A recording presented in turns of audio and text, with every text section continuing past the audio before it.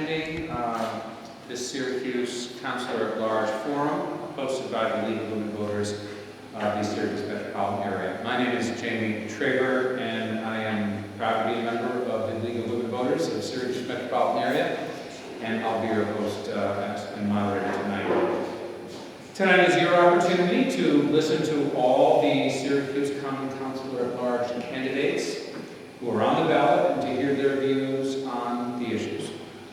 There are 5 district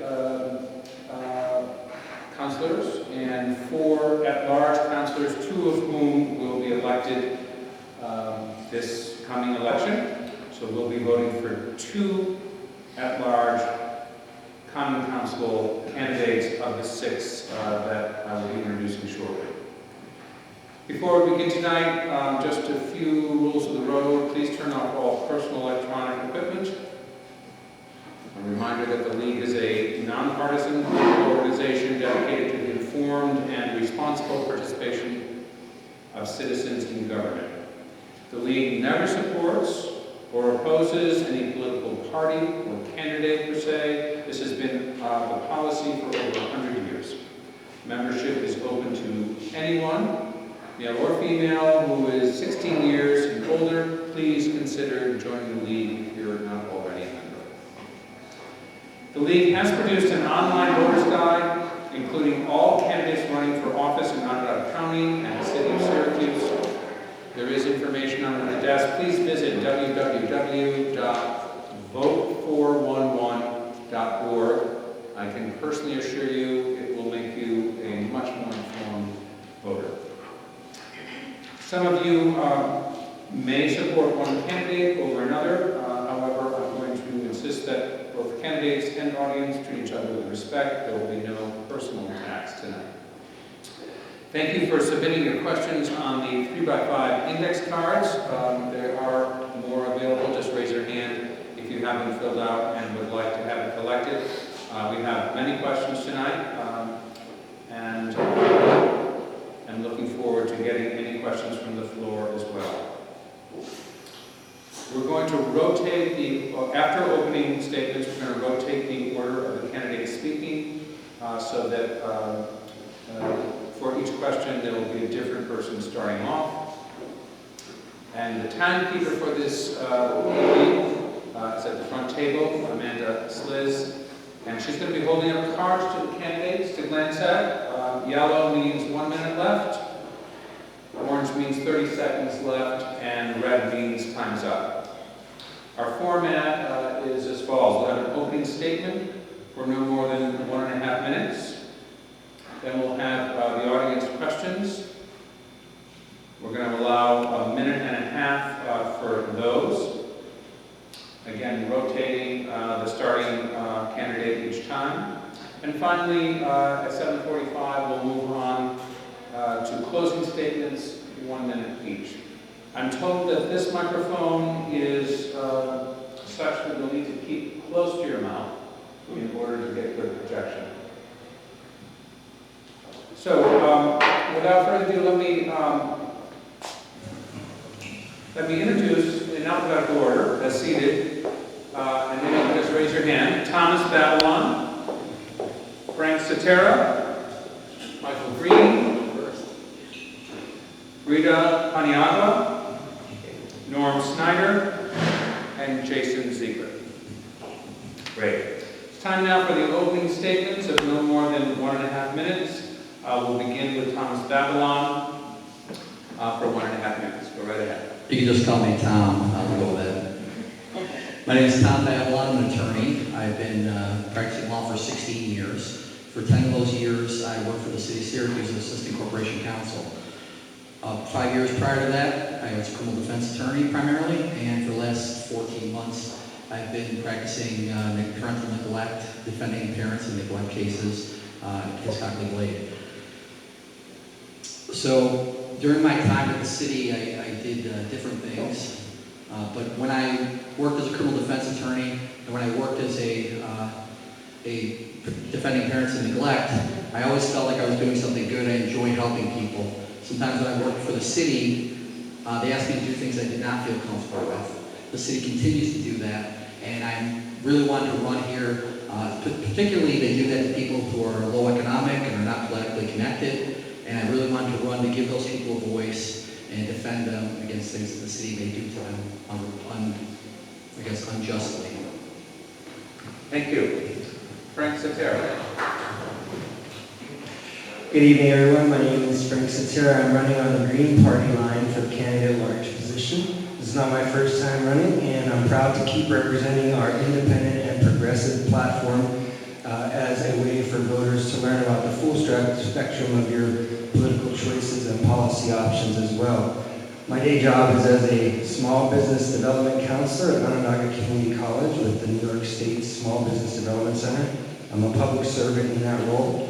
I work with clients to invest over $6 million and create over 200 jobs over the past 10 years that I've been in that role. All these small and medium enterprise businesses. So these are mom and pops, sole proprietors, etc.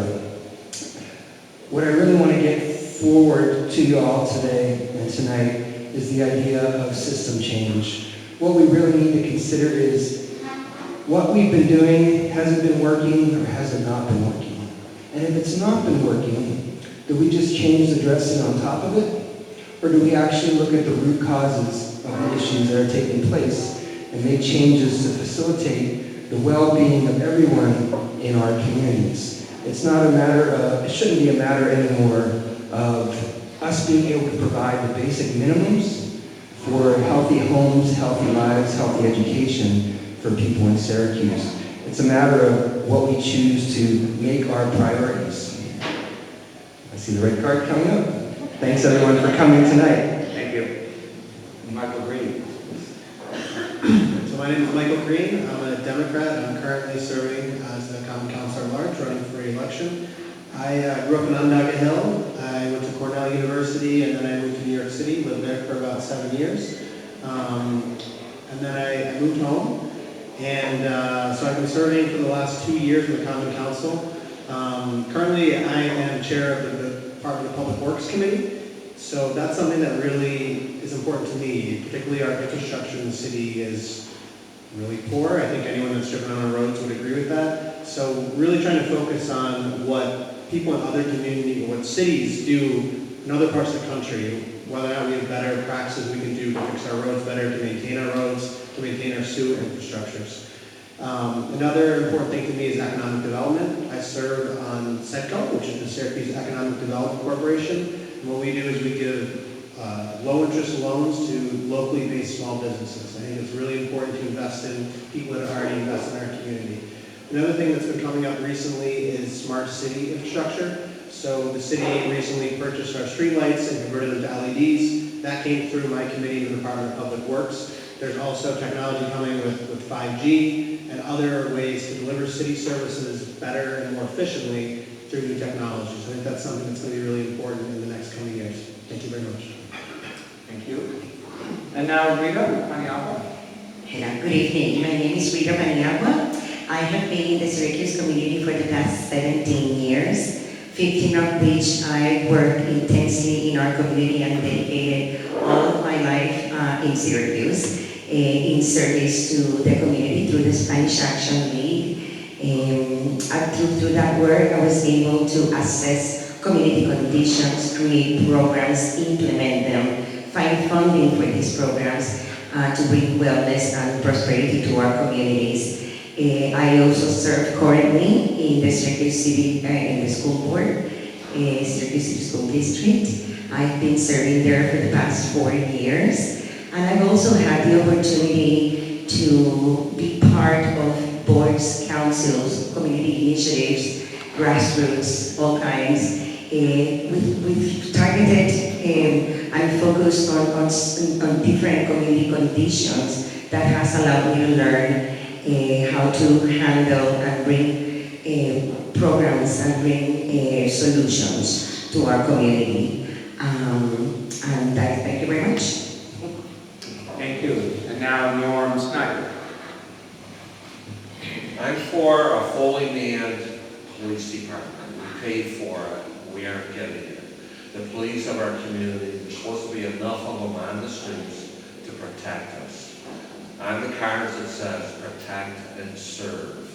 It doesn't say investigate, okay, and serve. I'm for teachers in the school system that actually educates the kids, and when it doesn't, screaming should be taking place. Our kids should be bused to school. Right now, they still leave quite a few out. The neighborhoods are dangerous in a lot of places. And I want our citizens to, again, be safe. That's a simple quote. Thank you. And Jason Ziegler. Hi, I'm Jason Ziegler. I'm an attorney in private practice. I'm self-employed. Employees are part-time. I have three things on the platform. Number one, fiscal responsibility. We're always dancing around the issue of bankruptcy in the city. If we ever declare bankruptcy, we're going to have a financial control board imposed on us. We're not going to have any choices. We're going to get the bare minimum services.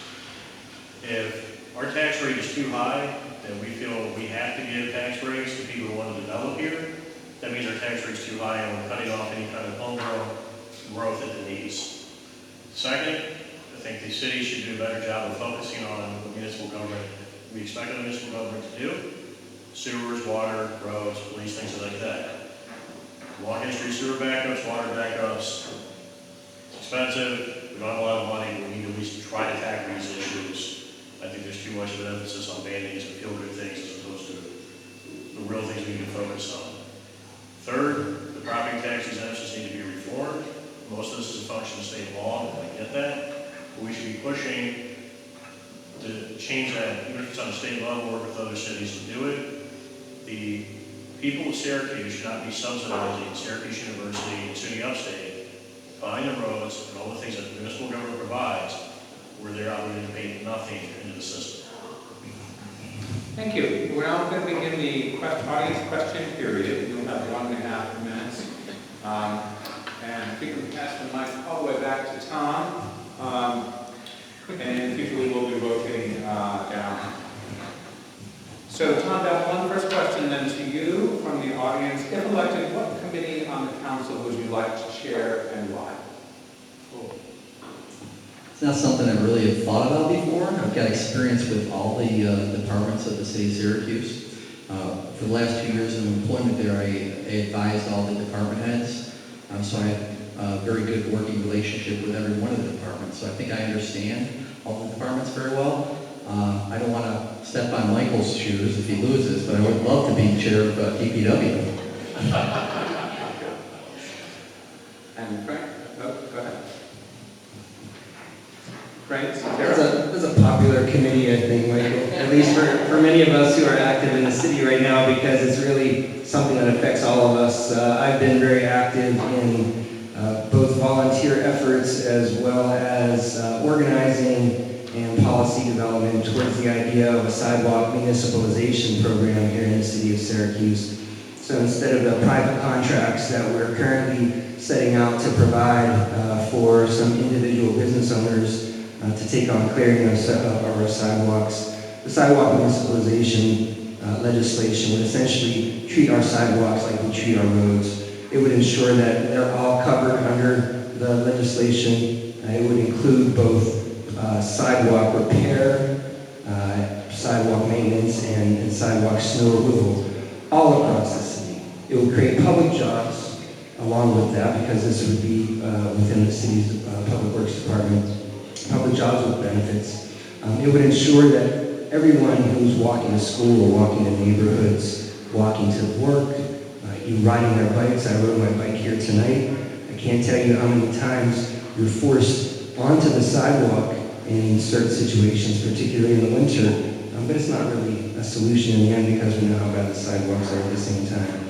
So that's something that I've got ready to go, policy drafted, legislation ready to be placed on the agenda and talked about my first day in office.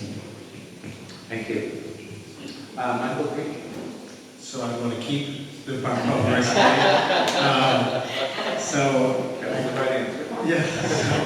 I think there's a lot of really interesting work that can be done in this area. Building off of what Frank was just saying, we do need better sidewalks in the winter. If we're gonna be a walkable city, we should be a walkable city 12 months a year.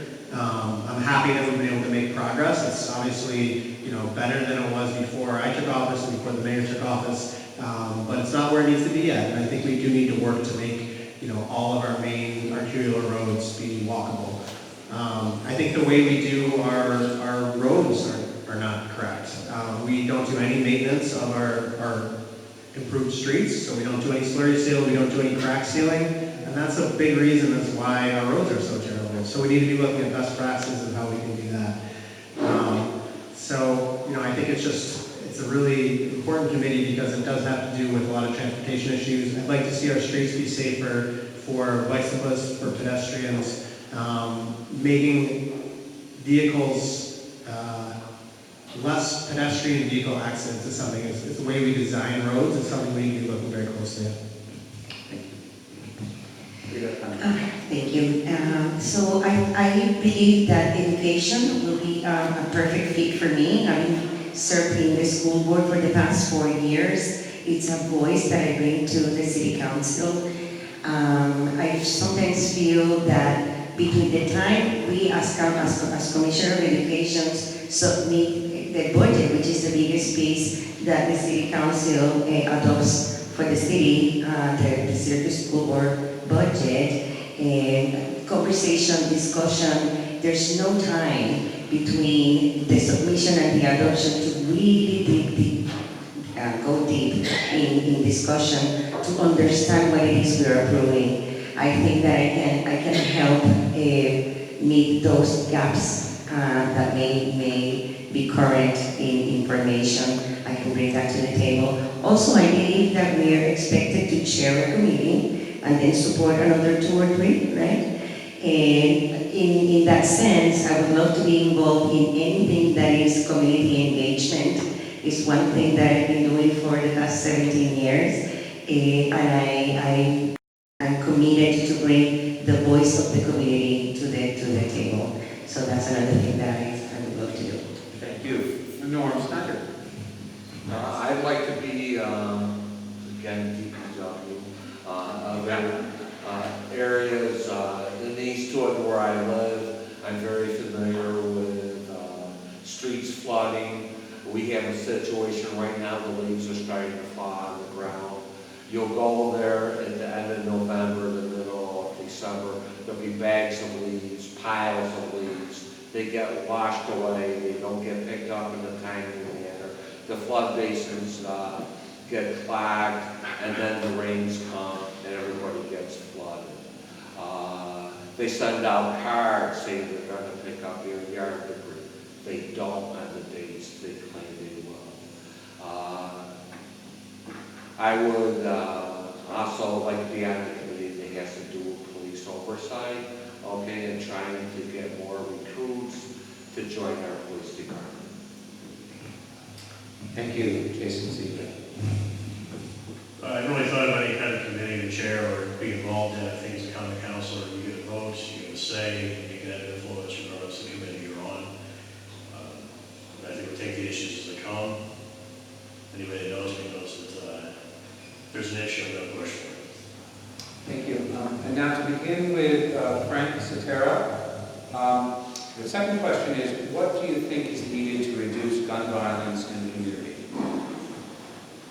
Well, right back to what I spoke about in my introduction in regards to systems change is the fact that we can't legislate gun restrictions in order to think that that's going to solve our problems in the community.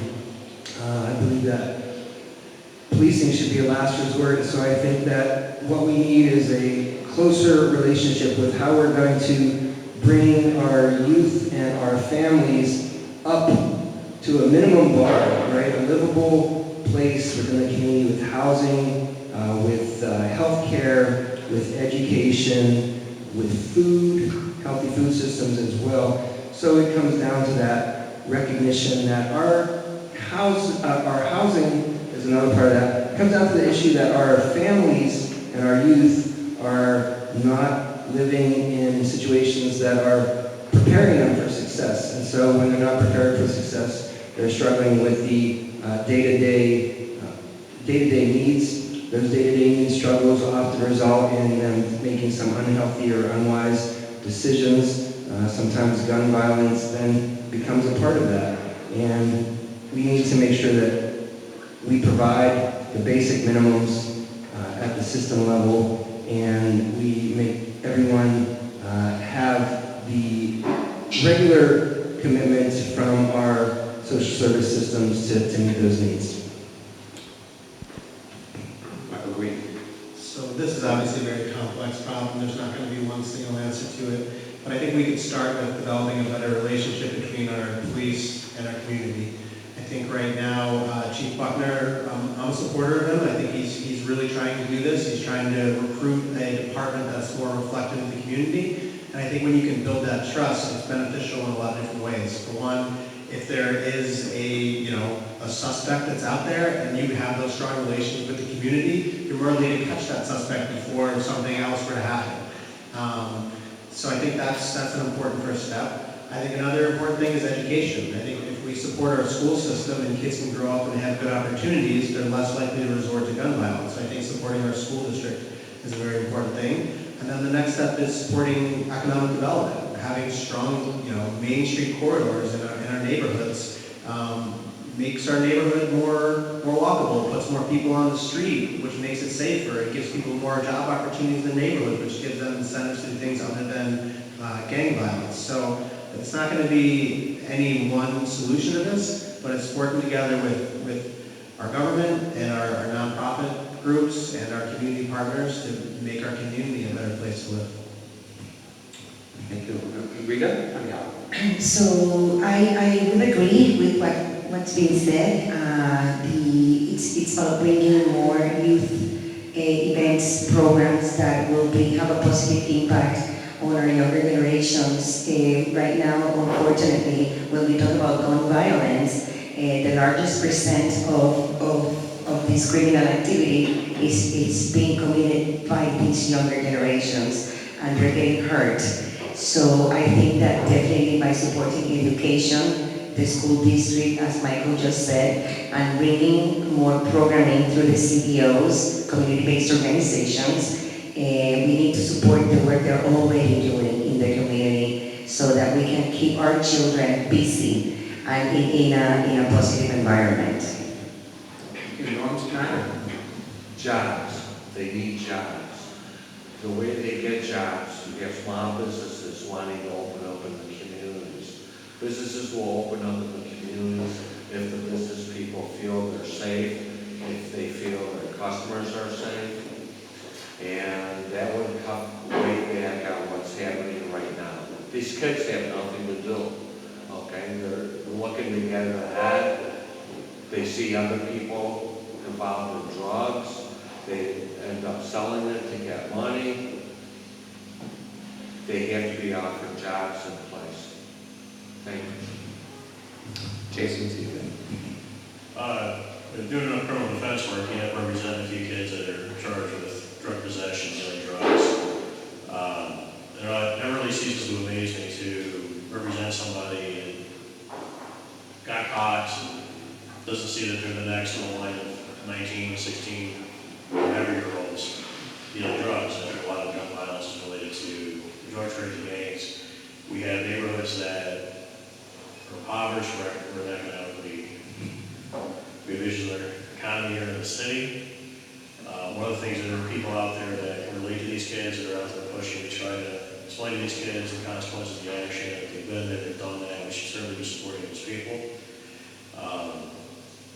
But as one said, if all you see is I have nothing and this is something, you're going to go for that. And I think when I see cycling kid after kid after kid kind of taking the place of the person getting arrested and going to prison, there's a deeper issue than just that one kid. There's something systemic going on. So if you feel like there's nothing around you, the options aren't there for you, this is a way to make some money, it's something we have to address. And I think, as long as our economy is as stagnant as it is, as long as the neighborhoods they're living in, and they feel there's no opportunity there, it's going to continue until we address those issues. Now we'll take it back to Tom to finish with this question. Thank you. First off, I want to say that the idea of gun violence in itself is kind of a misnomer. Syracuse has 5 times the homicide rate of the country. So people are getting stabbed in Syracuse, people are getting beat to death in Syracuse, people are getting choked to death in Syracuse. So when we talk about gun violence, we should make it a bigger picture of violence in general. So why is violence happening? There's a lack of opportunity in the city. I agree with a lot of candidates that said that. We have the 9th highest poverty rate in the country. So we need to address that. I have a minute, so I can go on for 10 minutes on this, but we also need to increase our public safety. So there's an idea, the city charter allows for auxiliary police, special police. This is something I've got in my literature. Not that I'm aware of, the city has never had this. These are volunteers that will work in conjunction with the police department. We can hire 200 or 300 auxiliary police, special police in a time of war.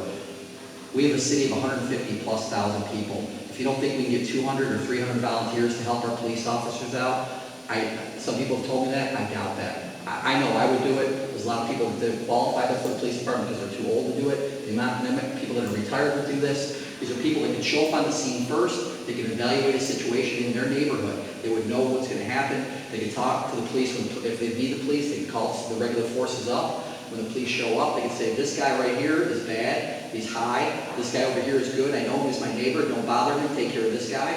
So they can I'm sorry, I'm stopping. I'm out of time. Sorry. Like I said, go on for 10 minutes. Thank you. The third question, or excuse me, the third question is this. The City Council recently passed legislation calling for an independent redistricting commission. What criteria would you use to choose citizens to sit on the commission if it is approved by voters? So I think the first step would be have it be independent by making sure that none of the people that are on the commission are related to anyone on the council or related to a future candidate to the best of their ability. So you want to get people that are civically active, that understand the community well, that are engaged in nonprofits or other agencies that really understand the community well. You want to have it be broadly representative of the demographics of the city. So it should be, based on race, on ethnicity, on income, on political parties, that you want to have that be the case as well. So you really just want to have a group of people that really care about the city, really care about its future, but have it be a group that's reflective of the overall demographics of the city. Thank you. So an independent commission definitely would have to be inclusive of all the communities in the city. We would have to, I think we need to start by educating our communities a little or a lot about what this really means and what the expectation of the work they would have to be representing, and then allow the communities to choose their representatives in this commission. I think it's the way it should be eligible to it. Thank you. No, Schneider. I'm against it. Okay, redistricting altogether. We have to have the census first. We have to find out what's going on, and then there has to be a plan, and then citizens brought into it to sit back and then take a look at the whole thing. Right now, talking about it, putting it on the ballot, I think is ahead of the cart. I think we should wait until later, after the census, and then go from there. Jason Seeger. If I remember correctly, I think there's a requirement to some of the commission, people on the independent commission from different parties, but it doesn't specify which ones. The only real concern I have is whether the committee itself is going to be gerrymandered or whether it's going to be fairly representative. Typically, when we talk about independent redistricting, what we're really talking about is gerrymandering. Gerrymandering often happens when you have the two major parties looking to carve out safer districts. Luckily in Syracuse, currently the districts look like they're fairly even, and they don't seem to be gerrymandered. The real concern I have is it doesn't seem like there's any apparatus within that to kind of say, look, these are where these people are going to come from based on political parties or independent, however party registration, however you do it. I think the root issue typically is political partisanship. I would like to see it worded a little bit differently. I think the commission is fine. It's just really a question of who is going to decide who's on the commission. And if if it's gonna be the common council and it's all pretty much one party, I don't see that really being any different.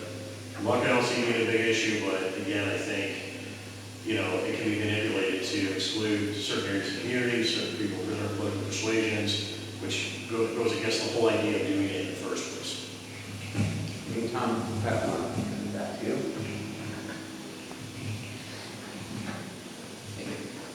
So I think, obviously, these people need to be interviewed. What are their positions with regards to redistricting? Will they agree to be nonpartisan in their decisions?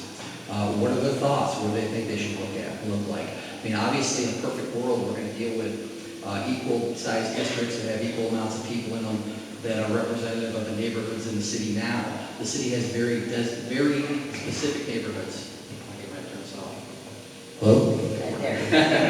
But, people ask me where I'm from. I'm from Holly Green. I'm also from the north side. People have identities with their neighborhoods here. So the district should try and stick with those identities as much as possible. We've got the south side, the west side, the near west side. You got people all over the place. And if you ask them where they live, they're going to tell you.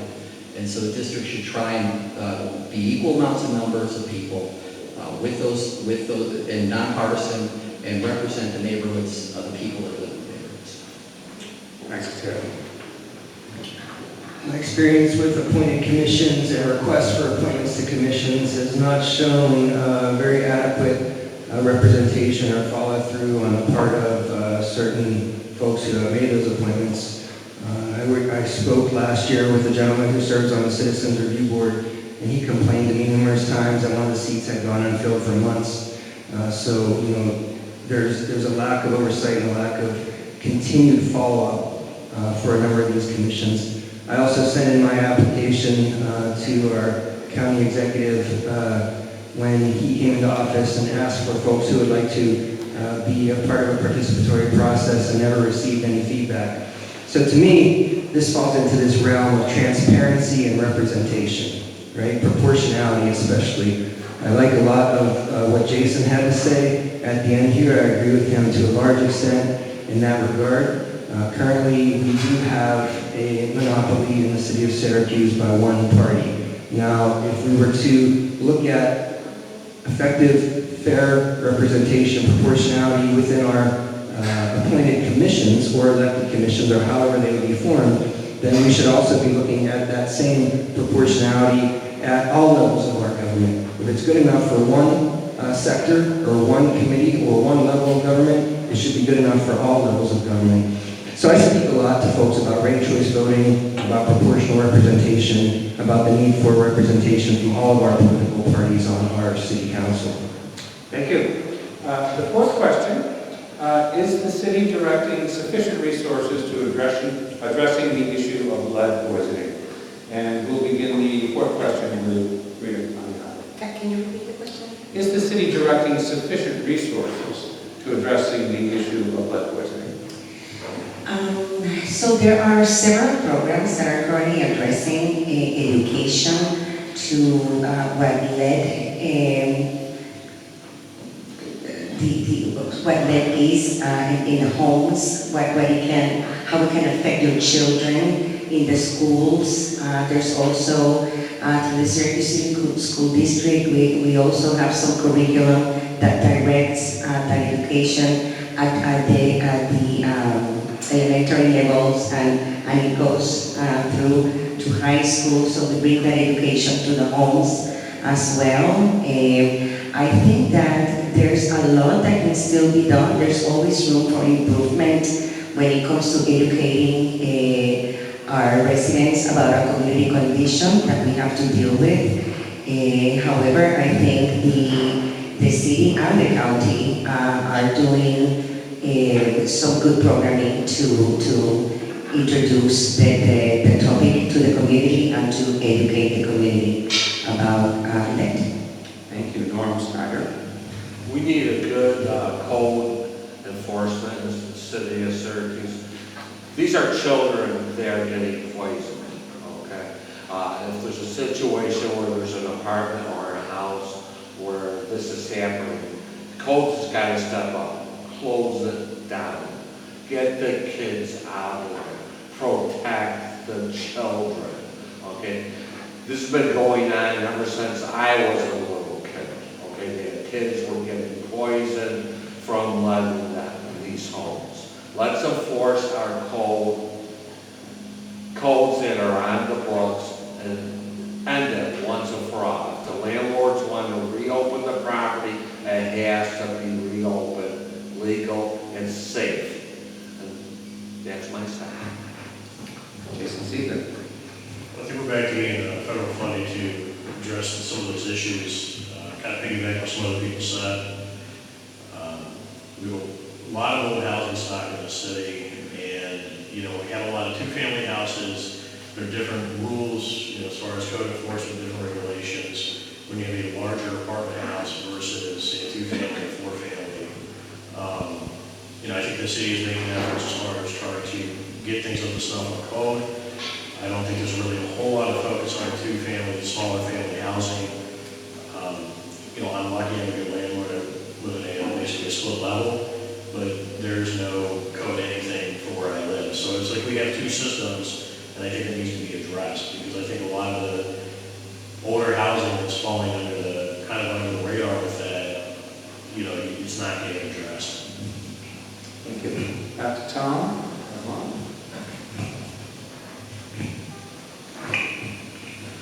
Okay, so I don't think the city itself budgets any money for lead remediation. When I represent the Department of Business, or Neighborhood Business Development, we worked as a pass-through for HUD funds. So whatever HUD funds we could get is what went to lead remediation that year. There was a time when the HUD funds actually stopped because there was a problem with the program.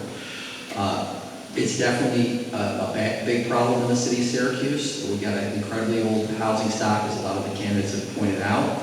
I think a big part of what we need to do is educate tenants, let them know. We have a lot of immigrants, we have a lot of refugees, we have a lot of people, myself included, that didn't know that we had lead in paint. And if you have peeling paint, be cautious with your children. Make sure it's covered up and painted. And the other issue is lead in the water. We've got a lot of old infrastructure in the city, and there are lead water mains in the city. There still are lead water mains. So no, it's really like a gamble if you're drinking water out of the tap, whether or not you're getting lead when you're drinking that tap water. And a lot of people on a lower economic scale are drinking that tap water. Maybe we need to have some programs, or at least educate them so they can get filters or get easier access to bottled water. But I'll tell you, this hits me personally because I grew up in a community, Utica, where we had no idea. My mother made us drink tap water until I was 14, 15 years old, and then there was a big story. We had some of the highest lead in the tap water in the country, so I'm being told to stop, but thank you. Francis. No, we're not putting enough resources towards it. So one of the questions that might come to the front is, well, where do we find additional resources to put towards it? You've got to consider that we have a limited amount of assets and revenue and capital to work with at this point in time. But we do have a large number of people in the city who want to see change. So are we going to put our money where our mouth is a question that you might want to ask yourself.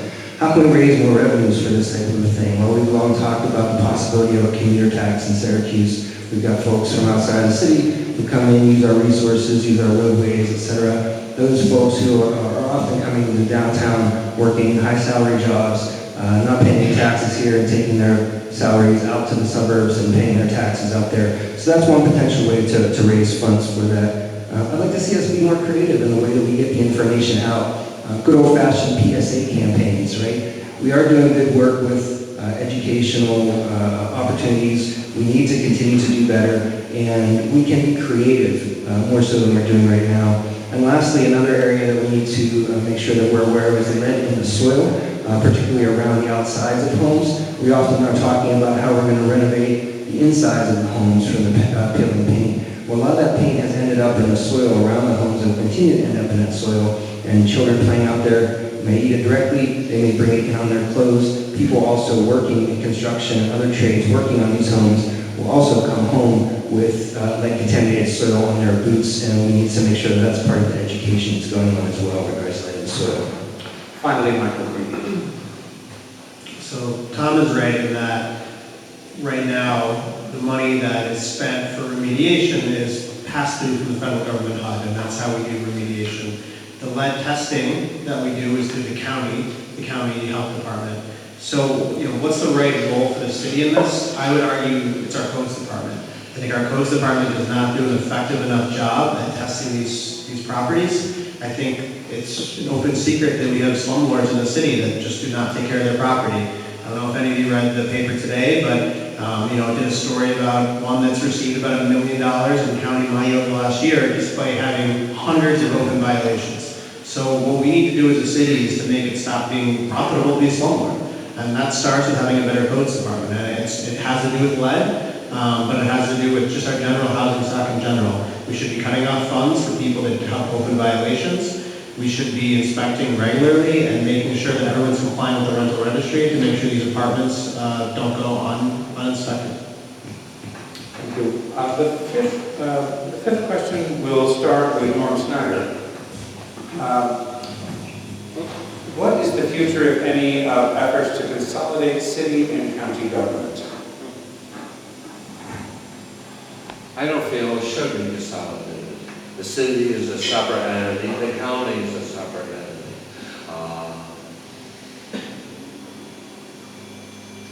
There's been a lot of talk about joint policing. I don't see it. Shared snow plowing. I don't see it. The city knows what the city needs. We are, okay, the employees do, the citizens do. People who live in the county, a lot of the people in the county, it's like they're in a different planet than we are. They come into Syracuse, they work, they grab the paychecks, and they run back to the county. I don't want the county responsible for what we need. We can figure it out for ourselves and make it right. Jason's here. Shared services is something that's important and economically makes sense. Consolidating government's a different animal. We have a county legislature. We're kind of drowned out there in the city with that. We have our own issues, our own needs. That's why we have our own separate government. If you ask any village government, they're probably going to tell you the same thing for the exact same reasons. When you have local government, your elected officials are closer to you, they're more accountable to you, and you're more likely to get things done, have smaller issues addressed. That's why we don't have everything centered in the world of the federal government. I could imagine trying to address, our slumlord issue, or we're going to pass through money from HUD, if that was 100%, everything was federal. I think we would lose a lot of that. In the same way, I think if we consolidate it as a one county, one government, we have a lot to lose. Tom? Thank you. I think you have to look at the issues on a step-by-step basis. I think, for instance, it would make a lot of sense to consolidate the water department. We have a horrible water infrastructure in the city. There's pipes blowing up every spring, every winter, every time we get a freeze. Some blocks shut down in Armory Square and flooded. It would make sense to consolidate, for instance, with water with the county, because that would spread the cost of those improvements over the entire county instead of just for the city. And the entire county will be charged equally for the water. And now, with another reason why water should be consolidated is there's very political decisions associated with the water department. I can't tell you how many different water shut-off policies we've had in the last 10 years. This mayor wants to shut the water off the tenants. This mayor doesn't want the tenants to pay the water. This one wants to keep the water on regardless of whether or not they pay. So there's this 30 seconds, thank you. Okay, so I'll get on. Another area that might be considered for consolidation is the Parks Department. We've got people in the city use the county parks. People in the county use the city parks. Burnett Park Zoo is already run by the county. It makes sense. These are facilities that are available to everyone in the county. It would make sense to consolidate the Parks Department as well. Satara? I'm definitely in agreement that we don't necessarily need shared governance throughout the county and the city, shared legislature. We don't need consolidation of that. We can move forward with shared services whenever that opportunity arises, whenever it makes sense. what we actually might want to do is look in the other direction and look at would additional layers or would additional representation on our current governmental structures make sense. Because right now, you people who live in the city of Syracuse, us people who live in the city of Syracuse, are represented by only 9 individuals. When's the last time, you've seen these elected individuals come around on a regular basis, walking the streets, doing what they can in enough coverage of the city for it to actually benefit us. I'm sure I know Michael does a good job with constituent services, right? But there's not enough of Michael to continue to do that to the extent that it needs to be done.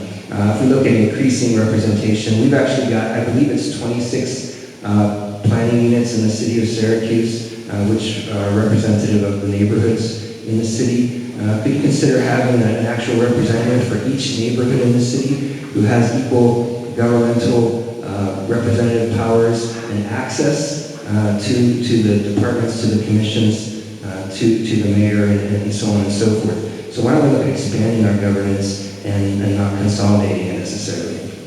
Michael Green? So I'll agree with everyone else that said giving up our political autonomy would not be a smart thing to do for the city. I think that it would also be foolish of us, though, not to be open to the idea of shared services that would be mutually beneficial. One thing that came up recently is we collectively pooled our employee health insurance from our city employees, our city school district employees, and our county employees. And by doing that, we were able to save, $1 million, millions of dollars, because we have that bigger pool.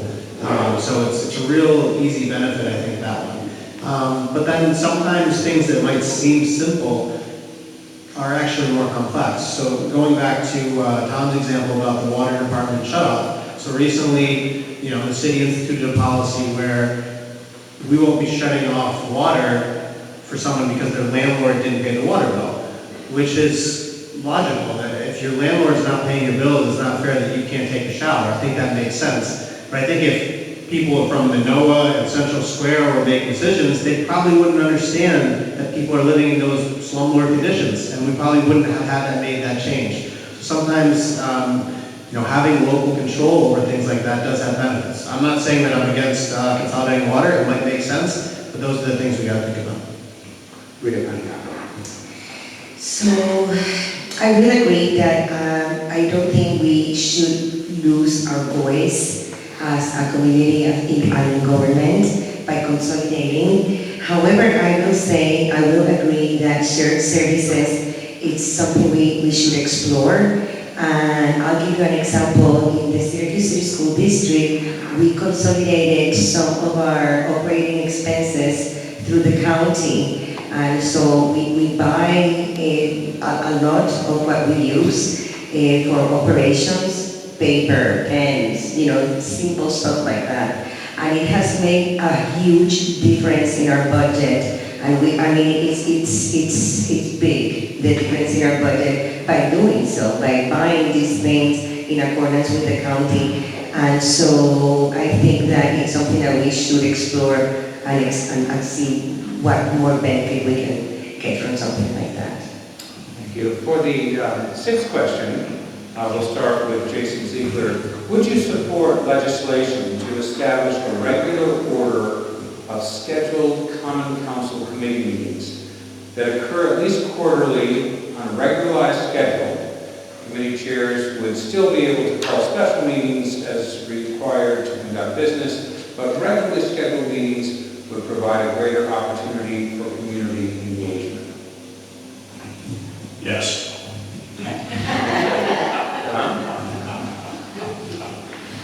Can you repeat that? I didn't get Yeah. Would you support legislation to establish a regular order of scheduled Common Council committee meetings that occur at least quarterly?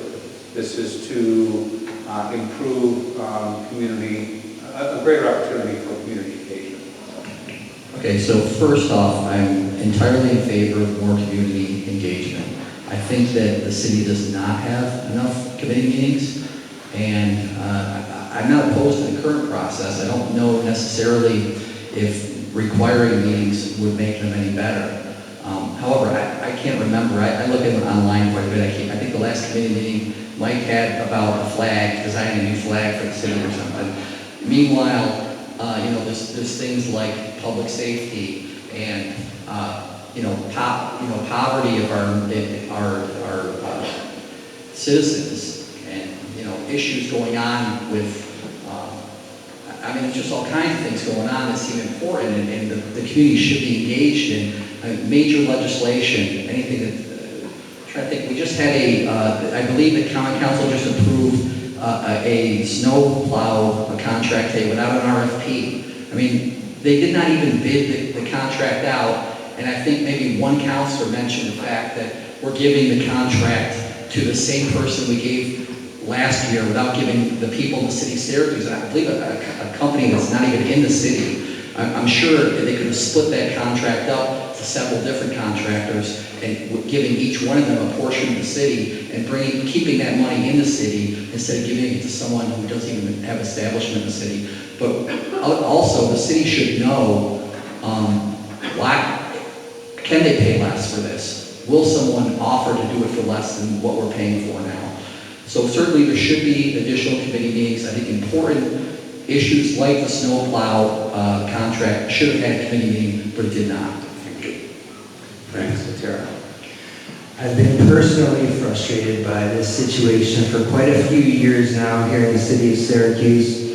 I remember trying to stand up and speak at a committee meeting and being told, no, you're not allowed to speak at this meeting. Go sit down, by one of the current sitting councilors. It's just unbelievable that there's no policy process in place for additional open, transparent committee meetings on the other part of that was on a regular schedule, right?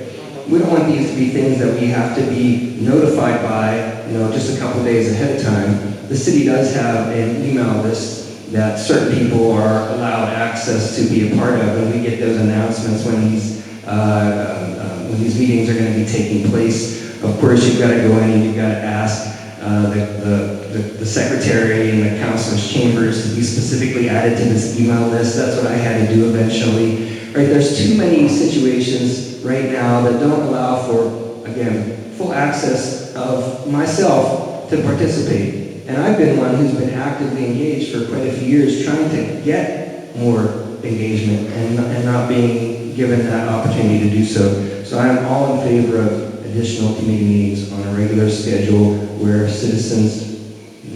all residents actually have the opportunity to speak and be heard and be on the record. Yes, I think it's a good idea.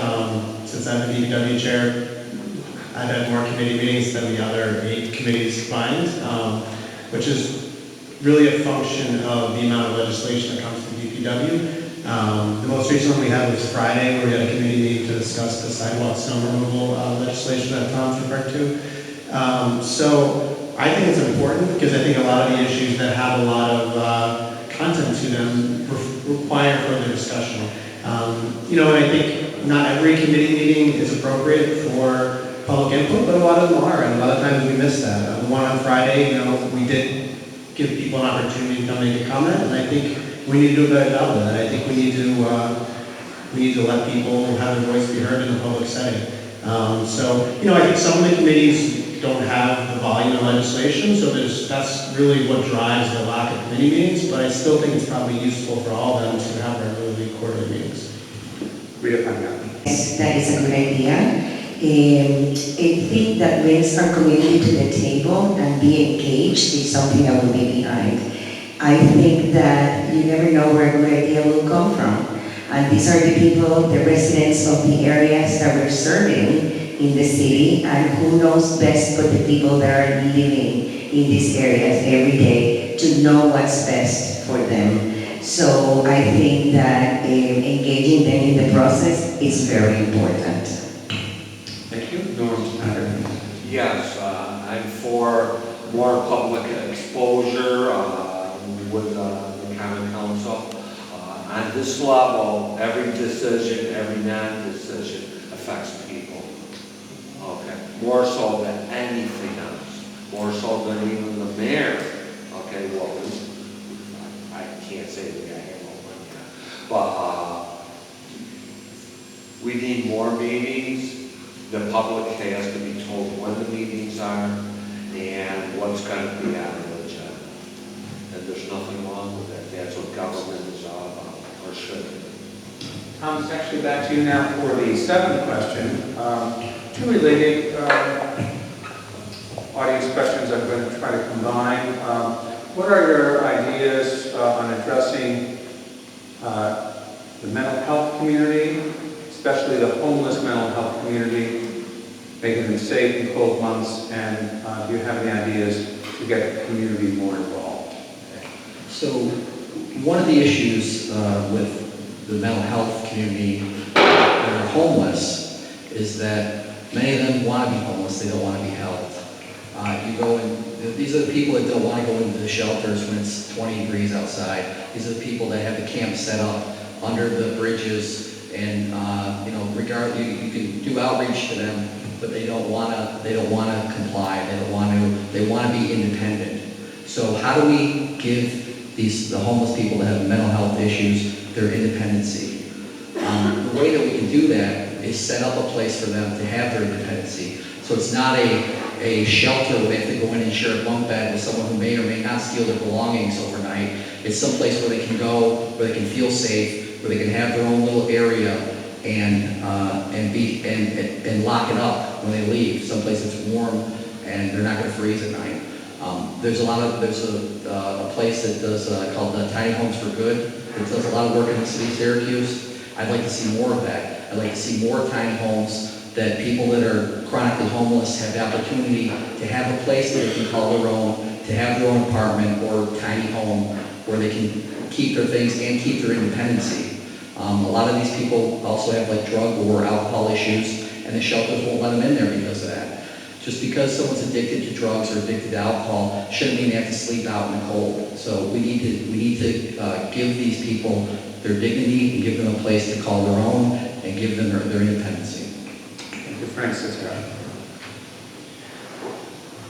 So let's face the reality that we're in the middle of multi-generational systemic degradation of our families, and that we're not going to solve this problem overnight. We're going to need a long future look at providing mental health care services, housing, health care for all, proper food and diet before we can eventually get that turned around. So, in the short term, what I would advocate for is much more boots on the ground. We need many more people out on the street creating relationships with the homeless and the mentally ill who are in our communities. We need them out there providing services. We need them out there educating folks to where they can find the needs that they have and continue on this path. This is the idea of, right, it takes a village, and we're not really acting like a village when we're leaving folks without access to other people, okay? So that's the base of what this comes down to, right? Access to people who will serve them, who will serve for them, who will provide for them, who will connect the dots for them, because if folks can't do it, there are other people who are fortunate enough to be able to do that. So, more people, more access, more boots on the ground would be my short-term solution to ameliorating this problem. Michael Green. So our Department of Health, again, is in the county, so the city doesn't have mental health providers specifically, but what we can do is connect people with services and nonprofit groups that are doing this work. So one way we do that is every year we have the community development block grants, which come from the federal government, and we connect those resources to people that are doing work in the community. So in my father's kitchen, Catholic Charities, programs like that go directly out in the community that are dealing with the homeless population and the mental health population. Another thing that has happened, we've made sure in the budget there's resources for mental health providers in our city schools. So again, that's organized through the county, but making sure those resources are available so that kids at a young age have access to mental health providers in their schools to make sure that they're getting the treatment they need. So I would agree that definitely we need to figure out to continue to support and have resources for the agencies and programs that are already offering services for our homeless. And you have the Rescue Mission, the Salvation Army, We Rise Above the Streets. These are all programs I've been able to share time with on behalf of our homeless.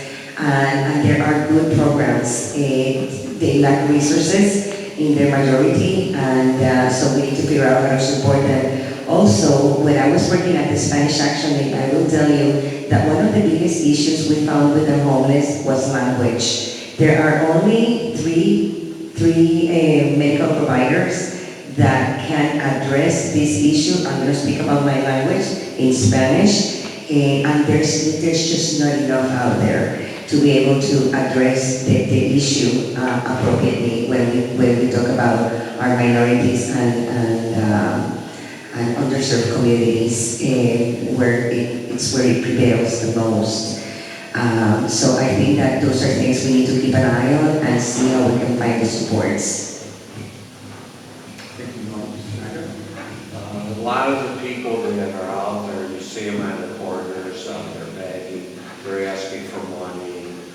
They claim they're willing to work for food.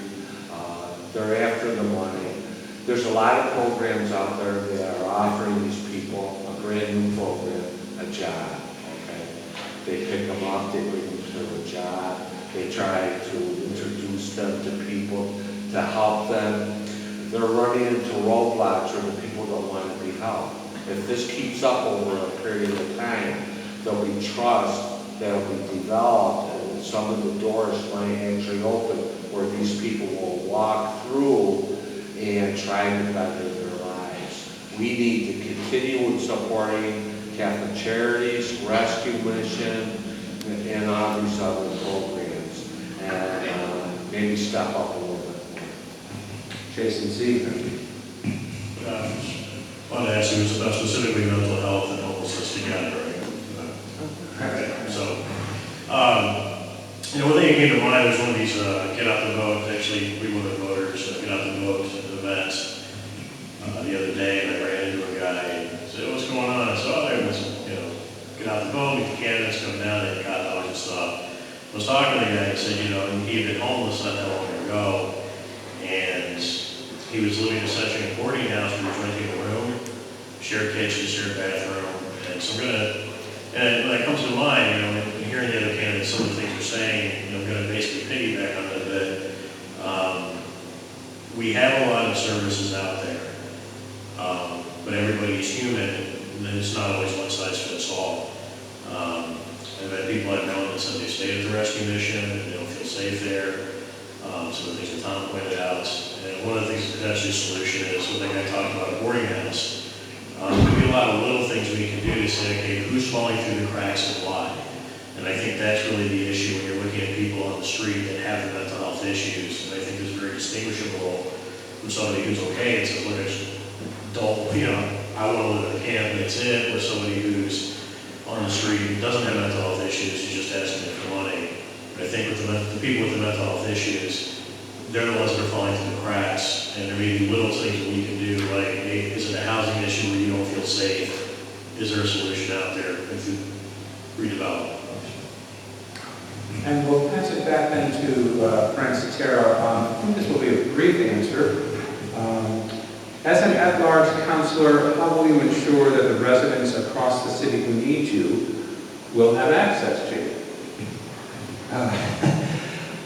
I don't know if this is going to be brief, but I have lots of ideas on this topic, actually. This is that whole topic of, again, access, representation, and transparency, right? How do you ensure that people are able to reach you as a counselor? Not only how are they able to reach you, right, and get a message to you, but how to ensure the follow-up, how to ensure there's transparency in the follow-up. I often think about, so I work up at OCC, right, and when I have an issue with my computer or with the overhead projection system, right, I contact the help desk and you get the little ticket, right, they send you, the email return, here's your number, this was your request, right, we're going to follow up with you within 24 hours and we're going to get a response to you. That's what I would like to see. happen in the city of Syracuse in regards to whenever you contact a department head, when you contact a commissioner, when you contact a city councilor, right? Can we agree that we want to know an answer? We want to make sure that we're going to get an answer? I can't tell you how many TNT meetings I've sat in where there has been a counselor or a department head from somebody in the city, and they're asking, what's your problems, what's your issues, talk to me, right? And we do. And they come around the next meeting, and they're saying, talk to me, tell me your issues, tell me what's bothering you. And we say, well, wait a minute, what about the issues that we brought up last month? What are the answers to those? What are the responses to those? And they don't have one. I'm like, you didn't do your homework. Well, I want to guarantee through this ticket system idea that our counselors and representatives are going to do their homework for us. So I think in this day and age, you've got to be available on social media. I mean, that's something I do. I do Facebook, I do Twitter, so people can reach me there. I have my city email address. I have my phone number that I give out to everyone. The other thing I try to do to be proactive is I'll hold listening sessions. So I try to schedule them approximately quarterly, where I'll just publicly say I'm going to go to some coffee shop somewhere, and anyone who wants to talk to me and talk about their issues can. And I found that to be very helpful for me, because the people that go to that tend to be, people that are well educated or people that know a lot about a particular issue. So it's really enlightening to learn from them that go. So that's something that I want to continue if I'm re-elected, is going out and setting up shop in a coffee shop and letting people come to me and say, here's what my issues are. And, So I have been in the Syracuse community, working the community in the trenches for the past 17 years. So this is something that's a second nature to me. I am in community meetings, I am out there in there supporting the initiatives, and every single thing that I am called in to be a part of, I am there with my community. I don't know that there's anybody in Syracuse that wouldn't know my phone number. It's in every single website. I'm very easy to find, and I'm very used to connecting people with services and remediations, because that's what I've done for the past 15 years. And even in my current employment through Molina Healthcare, it throws me back in the community in implementing and creating programming for people to make better choices about their health. So I'm just out there all the time. I'm very, very easy to reach. Snyder? Part of the problem is you call the city, you can leave a message. It's easy enough to find out somebody's email address, phone numbers by the web.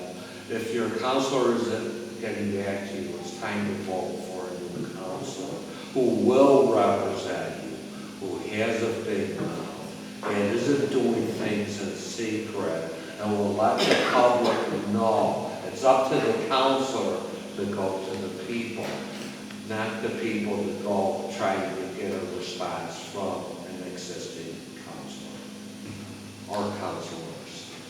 Jason Zeger? So one of the things I was amazed to find out when I started running for office is that we had all these community groups and meetings, and councilors going to them, and I moved to Eastwood in 2007, and I never heard of any of it. All I do is I get up, I go to work, I go home. We have all this great stuff out there, but if you're not telling the average person that it exists, you don't exist.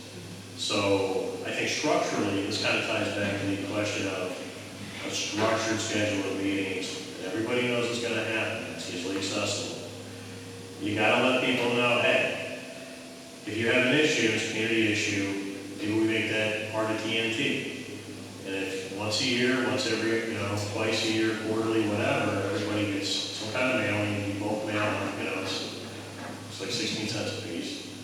And you say, look, this is where you go to talk about your neighborhood, to talk about your community. It's been touched upon that we've got 26 distinct neighborhoods.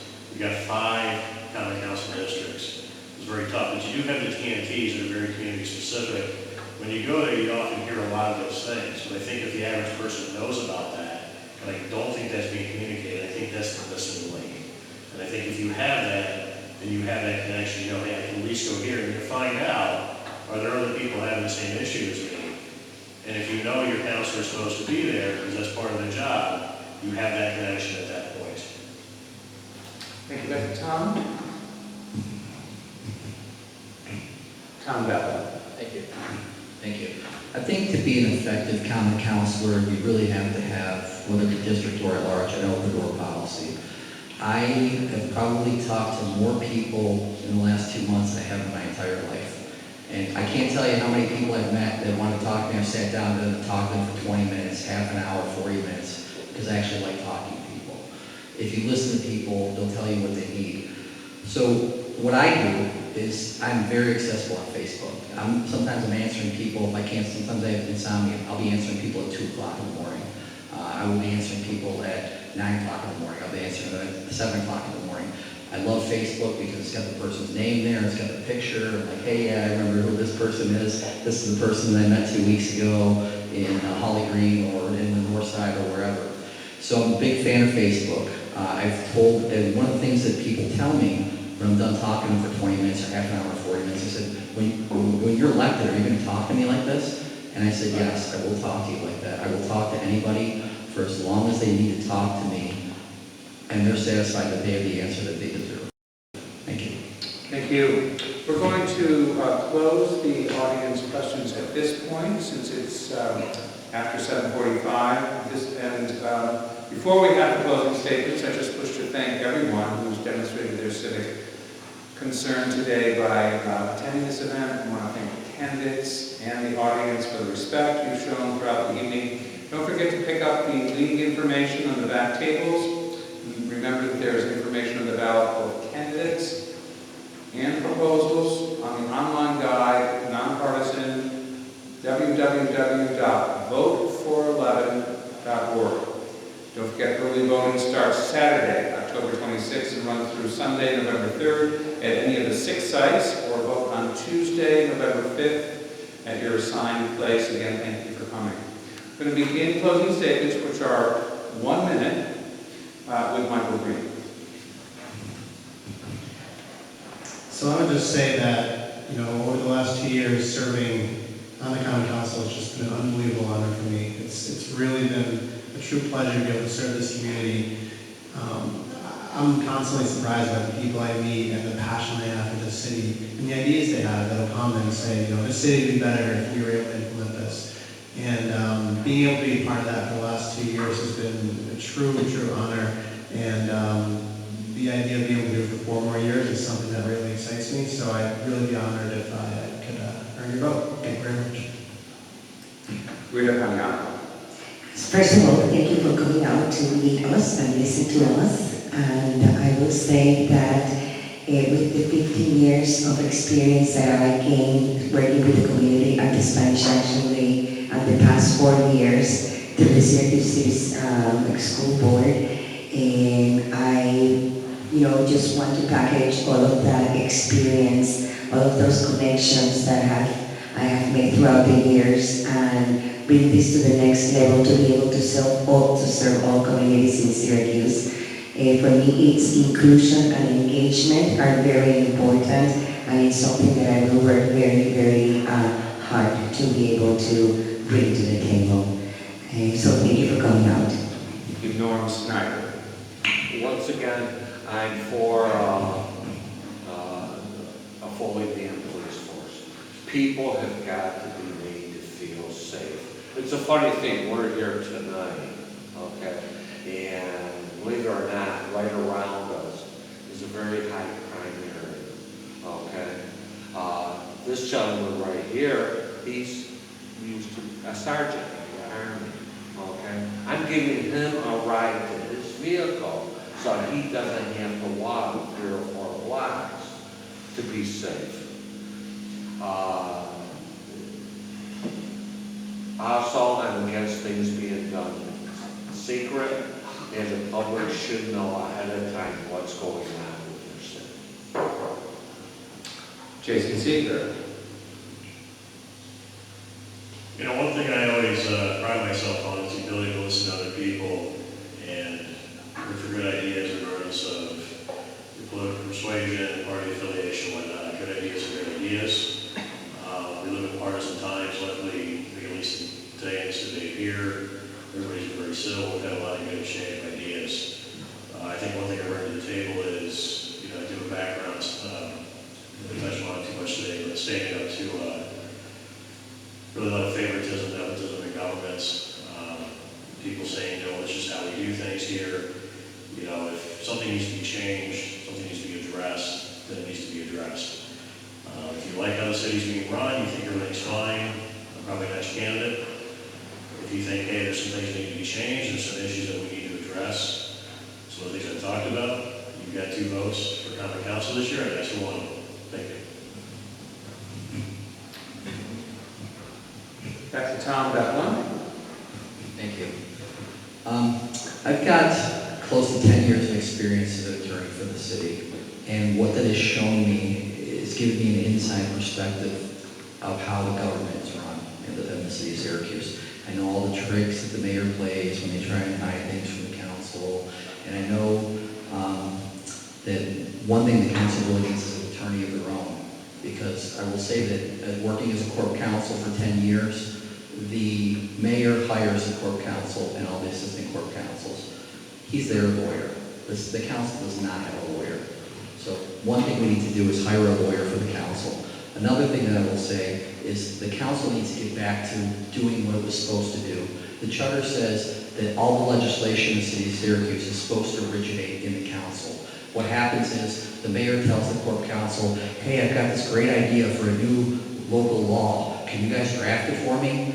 Corp council drafts it and it gets someone on whatever committee it happens to be to introduce it to the council. That's not the way that it should be. There's a lot of important issues facing the city, and the council should be the one crafting the solutions to those issues. Thank you. And finally, Frank Sotero. I'll end with my first 30 seconds talking about something that I haven't gotten an opportunity to tonight, and that's the idea of ownership. Right now, I want everyone to think about what it means to own your city, okay, through building wealth. I'm working with a nationwide organization that is looking at creating the conversion of baby boomer-owned businesses to employee-owned businesses, worker cooperatives, so that when the baby boomers retire and that 70-75% of business assets need to be converted somehow, it stays with the workers, the people who know the business the best, the people who can keep those jobs open and keep those businesses operating while maintaining the legacy of that business owner who has worked their butt off for many, many years. And also in regards to ownership of housing. We need a land trust that can take properties from the land bank, allow people to build credit through sweat equity, because many of our proposed homeowners don't have cash credit or collateral to be able to do that right now. I'd ask for your vote, Syracuse. I want to bring a dynamism to your city council that you haven't seen before. Thank you all the candidates for our robust discussion, and thanks again to the audience. I'm only sorry we couldn't get to all of your questions. On behalf of the League of Women Voters, thank you and good night.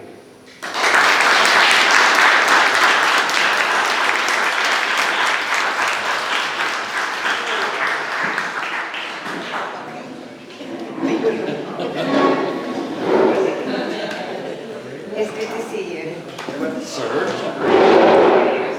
Thanks very much. Yeah, thank you. Best organized forum, I think. Yes, Everybody. This one's nice.